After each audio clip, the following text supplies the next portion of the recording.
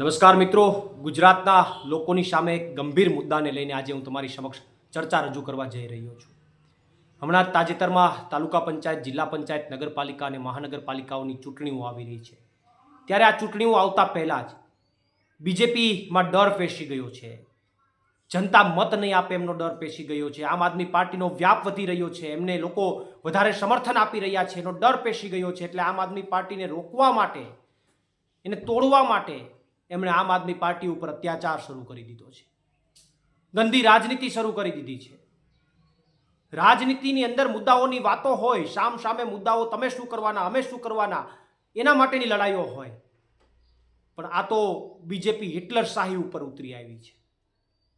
પોતાની સત્તા ટકાવી રાખવા માટે, સત્તા ટકે તો ભ્રષ્ટાચાર થઈ શકે એના માટે, આમ આદમી પાર્ટીને આગળ વધતી રોકવા માટે એમણે અત્યાચારની શ્રમસીમા વટાવી દીધી છે.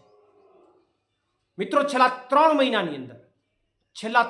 મહિનાની અંદર આમ આદમી પાર્ટીના 160થી વધુ કાર્યકર્તાઓ અને નેતાઓ ઉપર આ ભાજપની સરકારે અને એમની પોલીસે ખોટા કેસો કરી દીધા છે.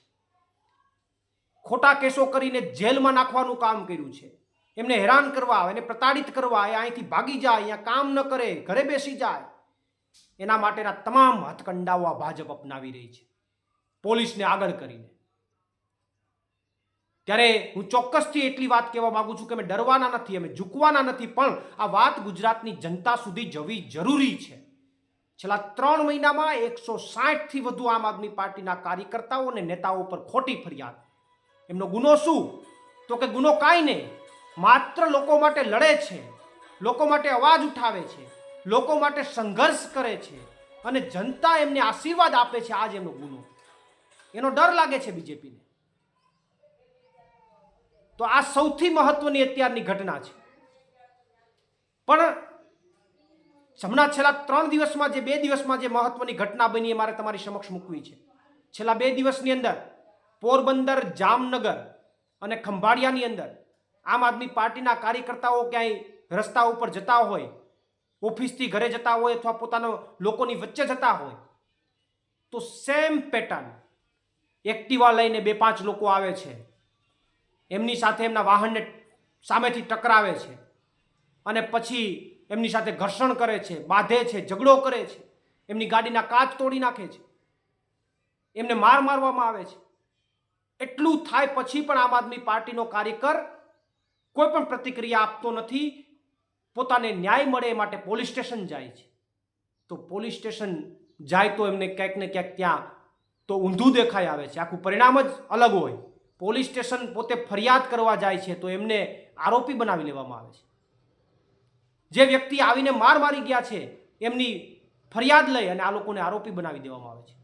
અને આમ આદમી પાર્ટીના કાર્યકર્તાઓની કોઈ વાત સાંભળવામાં આવતી નથી, એની ફરિયાદ લેવામાં આવતી નથી. છેલ્લા 2 દિવસથી 3 જગ્યાએ, પોરબંદર, જામનગર અને ખંભાળિયા, 3 જગ્યાએ આમ આદમી પાર્ટીના કાર્યકર્તાઓને મારવામાં આવ્યા.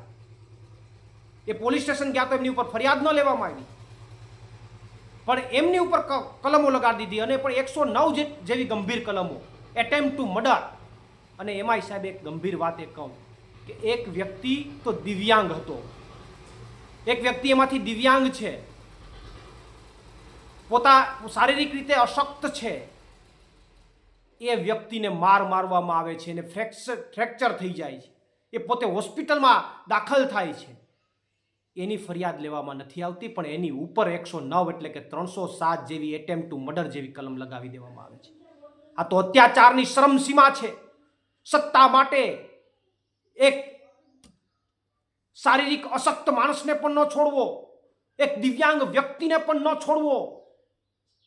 આ તો હું એવું માનું છું કે હિટલર શાહીની શરમસીમા વટાવી ચૂક્યા છે. ત્યારે સાહેબ એક દિવ્યાંગ માણસને જો આ લોકો મારી પોતાની સત્તા ટકાવવા માટે, પોતે સત્તારૂપી ભ્રષ્ટાચાર કરી શકે એના માટે એક દિવ્યાંગ વ્યક્તિને મારી અને એની ઉપર 109 જેવી સાહેબ કલમો, 307 એટેમ્પ્ટ ટુ મર્ડર જેવી કલમ કરતા હોય પોતાના સત્તા માટે, તો મારી ગુજરાતની જનતાને અપીલ છે કે હવે જવાબ દેવાનો સમય આવી ગયો છે. અમારી ઉપર અત્યાચારો ગમે એટલા થશે અમે સહન કરી લેશું, કઠણ કાળજુ રાખીને સહન કરી લેશું.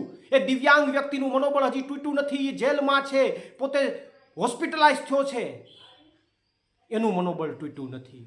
અમારું મનોબળ પણ તૂટવાનું નથી. અમે આ ભાજપની સામે લડવાના છે, લડતા રહેશું, ડગવાના નથી. પણ મારી ગુજરાતની જનતાને એક અપીલ છે કે અમારી ઉપર જે અત્યારે અત્યાચાર થઈ રહ્યો છે, અમારો કોઈ ગુનો નથી, તમારા માટે લડીએ છીએ એટલો જ ગુનો છે.